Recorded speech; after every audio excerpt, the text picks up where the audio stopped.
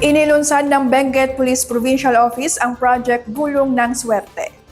Kabuang 25 na benepisyaryo ang tumanggap ng tulong, kabilang na ang 16 na physically challenged individuals at 9 na Benguet PPO personnel na may medical conditions. Ang mga may kapansanan ay tumanggap ng bagong wheelchair, isang sako ng bigas at grocery packs.